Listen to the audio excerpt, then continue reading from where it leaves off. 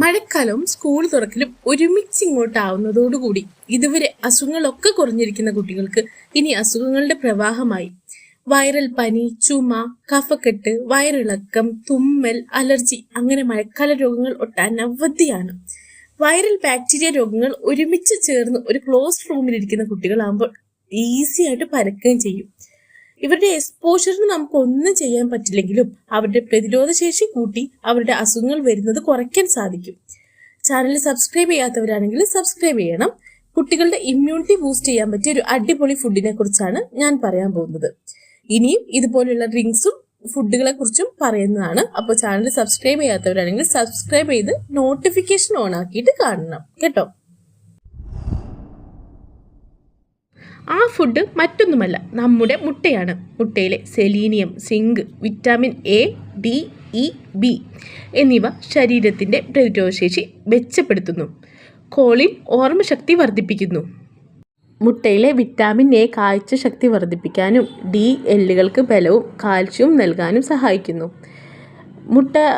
മുട്ട പ്രോട്ടീൻ്റെ reference unit ആയിട്ടാണ് അറിയപ്പെടുന്നത്. അതായത് മുട്ടയിൽ പ്രോട്ടീൻ ഉണ്ടെന്ന് എല്ലാവർക്കും അറിയാം. അപ്പോൾ അത് എക്സ്പ്ലെയിൻ ചെയ്യേണ്ട കാര്യമൊന്നുമില്ല. നമ്മൾ കഴിക്കുന്ന മുട്ടയിലെ പ്രോട്ടീൻ ശരീരത്തിൽ നല്ലോണം പിടിക്കുകയും ചെയ്യും. അതുകൊണ്ടാണ് ജിമ്മിലൊക്കെ പോകുന്ന ആൾക്കാർ മുട്ട ധാരാളമായിട്ട് കഴിക്കുന്നത്. മുട്ടയിൽ അയൺ ഉണ്ട്. നമുക്ക് അനീമിയൊക്കെ ഉള്ള സമയത്ത് അത് ചെറുക്കാനൊക്കെ ഈ അയൺ നമ്മളെ സഹായിക്കുന്നു. കുട്ടികൾക്ക് മുട്ട കൊടുക്കുമ്പോൾ മഞ്ഞക്കരു കളഞ്ഞിട്ട് കൊടുക്കേണ്ട ആവശ്യമില്ല. കാരണം മുട്ടയിൽ മഞ്ഞക്കരുവിൽ HDL ഉണ്ട്.